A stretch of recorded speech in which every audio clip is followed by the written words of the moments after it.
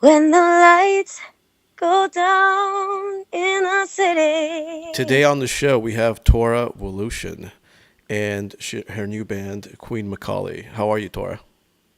I'm great. How are you? Great, great. So tell us about your new band.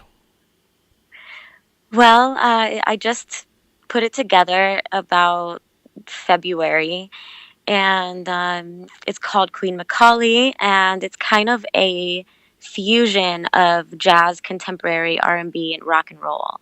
Okay. And so you were a contestant or one of the finalists in the X Factor, and you were actually coached by Simon Cowell, correct? Yes, I was. And how was your experience with that? It was amazing. It taught me a lot about myself as a performer and, how much I can handle. And Right. there was a lot of things that we did, um, including getting paired into groups. And we also danced with Brian Friedman. We did choreography with him, and they tested our dancing skills. And there were so many different rounds to that competition, and it was really a growing path for me. Okay. And when you were on the show, what other artists did you work with? I worked with Paula Abdul and Nicole Scherzinger. Um, and then, of course, we worked with the other contestants and stuff sometimes as well. Okay.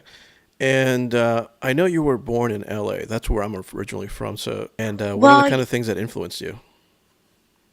I actually, my mom moved from LA to Arizona when I was 4. Okay. And my mom took me to Disneyland all the time growing up. So we always went back to California. But my first actual real experience back in California by myself, I was probably 15 or 16, and that was in the Bay Area. And I Oh, okay. briefly moved in with my father and went to high school up there for a little bit. But that didn't work out, so I came right back. And then after that, I was 18. I signed my first contract, my first recording deal, and I moved out there. So, how old were you when you performed in the X Factor? I was 20, Okay, you were 2021. It was like around my birthday. So okay. first I was 20, and then I was 21. That was a pretty good experience. It must have been on your birthday, Yeah. Oh, on your yes. that pivotal year. Yes. Um, The first day of boot camp was actually on my birthday. It was intense. was it on your 21st birthday? It was, yes. Wow, that must have been interesting. Um, It was very. and so, after the show, what kind of projects did you work on, and what was your experience in that world, in the world of the music industry in Hollywood that is usually very exclusive, and a lot of people don't know much about that. How was your experience with that? I've been through so much in the industry. There's a lot of ups and downs, and there's a lot of snakes out there. So, you really have to be careful who you get involved with and what type of contracts you're signing. Right, because there's a lot of these predatory contracts where they take a large amount of the person's earnings. Correct? Mhm. Okay. Exactly. Yeah. And so I guess some executives in the music industry were they interested in kind of peddling those contracts towards you? Mhm. Oh, yes. Actually, my first contract, it was a decent contract, but the guy, the manager, really screwed me over, and I had to take him to court and all kinds of stuff. So, um, even if your contract is legit, that doesn't say much for the person you're signing it with. You know what I mean? Because anything could happen. People don't care about contracts all the time. Right. And what's this about this episode that, or this part of a time in your life where you were living like at a very well-known person in the industry's home, and that was kind of like a nightmare, right? Oh yeah, that was actually just last year. Um, there was an investor, and he had a little like artist conservatory in Beverly Hills that he was starting, and Right. he was kind of moving artists into this house and then funding their careers. And you know, he didn't really show a lot of himself at first, but Right. then slowly he started to show signs of like heavy drug use, heavy drinking, Well, and what kind he of would become drugs? a completely cocaine and pills, always popping some kind of weird pills. Right. Um, And he would become this completely different person when he was heavily under the influence, and he would literally abuse people and yell and scream, and cops had shown up multiple times. Neighbors called the cops, people inside the house called the cops. um, So this guy it sounds was like he had mental crazy. problems. Yes, definitely was like allergic to substance or something, because Right. he was so normal professional when he wasn't under the influence. Oh, really? And then once yes, he was very, very kind of a conservative demeanor, Right. and very very businesslike, and Almost very like a, respectful. almost like a dual personality. Exactly. Yeah. I mean, he turned into his evil twin when he touched substance. He literally, Wow. literally did throw things. He broke almost everything in his house He broke things in before his that. house. Wow. Yes, he destroyed the studio. It was just so crazy. It got so crazy at the end, and there was a time where he attempted to become sexual with me, and I was around my film team, and everybody, and Right. we were filming music videos and doing work in this house. And he tried to do this, and everybody saw, and he was like forcing them to film, and he was trying to get Film what? everybody to like him doing things to me. Wow. This guy is pretty intense. Yeah, he was crazy. And a lot of people were filming in the background to get this, like, his actions on video. Right.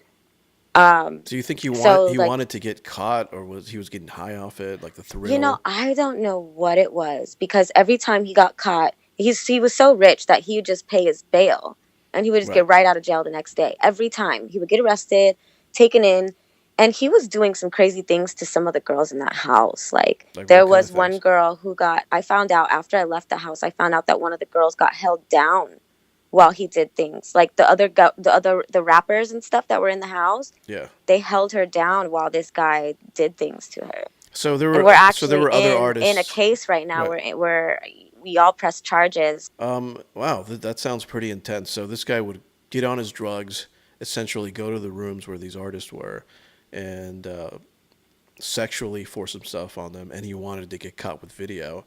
And he's so rich, Hmm. he's like such a rich guy that he would just bail himself out the next day, and he had no fear of consequences. Exactly, exactly. Wow. Yeah, I heard this guy would also go into like the poor neighborhoods and like throw money at Oh would-be yeah, well rappers. that's how he got the rappers in there in the first place. Is he drove there to the hood and was like asking around, "Hey, do you do music? Do you rap? Right. You want to get rich, and like I'll pay for your career." And they hopped in, and he took him to this house. And I didn't find that out either till way later. One of the rappers actually told me the story about how they met. Wow. So he And was like, "Yeah, he was just drove up through my hood one day." I was like, "Oh my right. gosh." And has he actually funded artists who are out there in the wild, or was he just kind of like it was kind of like a side entertainment thing? Well, he definitely threw his money around. He paid people. He Right. paid people, but there was just this side of him. Like, he goes through people so quickly. Literally, there were different rappers in that house every day and different girls in that house every day. Probably Every because day. they got so tired. Yes, they probably got so tired of him doing what he did, talking to them the way he did, Right. and they left, and he had to go out and get more people. Right. So And I he didn't was just see that shuffling until people the out. last few days I was there. I was like, wow, he's just exchanging people, because I started talking to the people that would leave, and I'm like, hey, like, what's going on? And they're like, oh, I'm done with that guy. And he Wow. would bring home more people. And how did you meet I'm this like, I guy? don't know.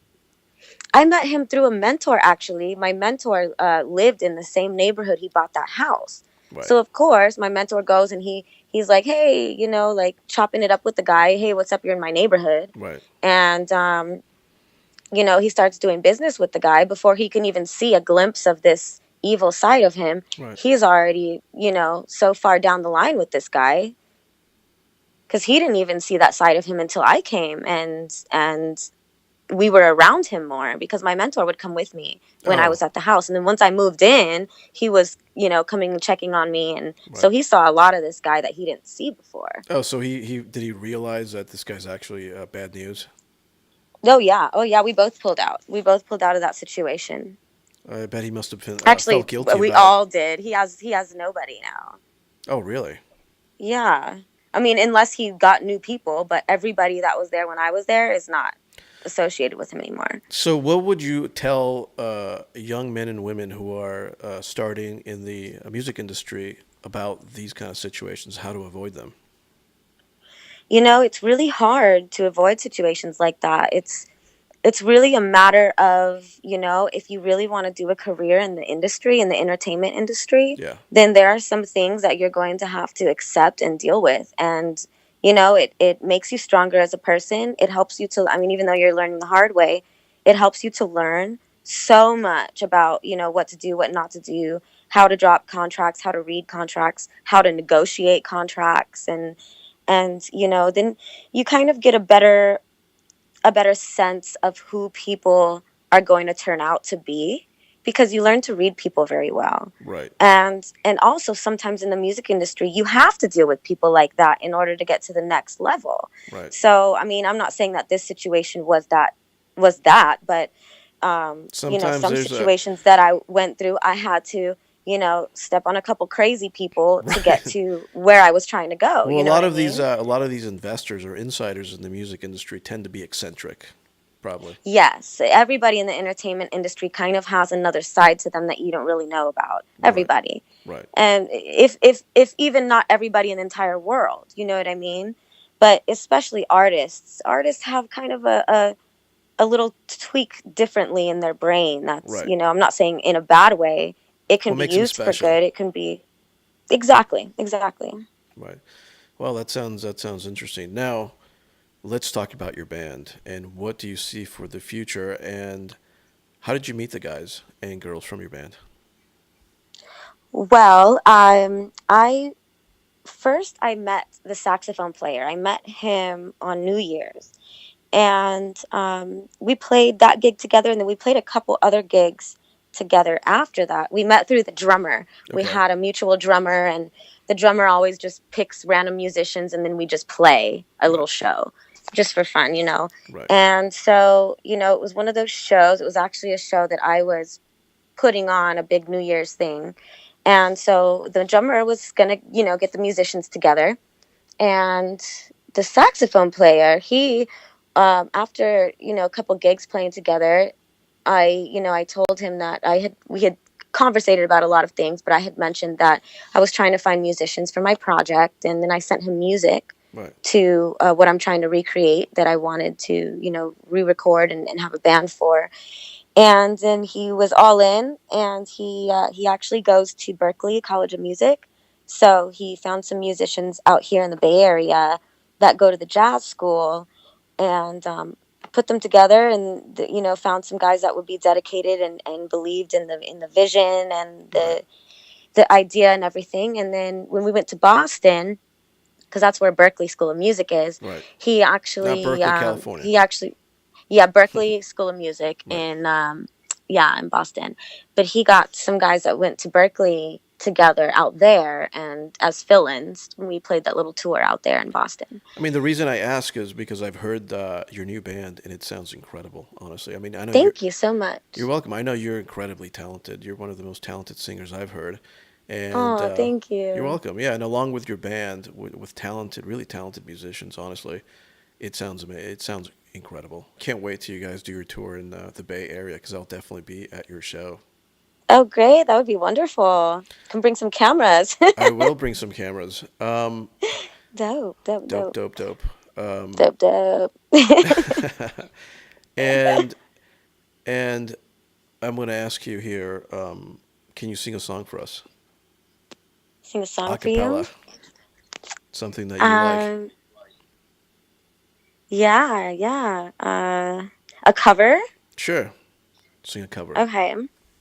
Um, all right. When the lights go down in the city and the sun shines on the bay.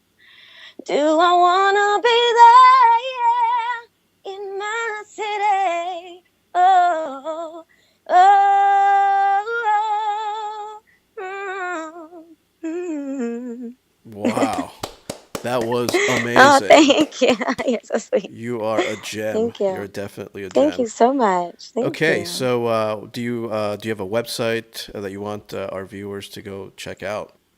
Yeah, yeah. You can find all the information on queenmacaulay.com. That's Queen Machalli.com. Okay, And then all the social media is the same, just Queen Macaulay. Quinn Macaulay. Okay, thank you, Tora, Yeah. for your talk today. Thank you. Thank you so much for having me. I appreciate it. Talk to you soon. Bye.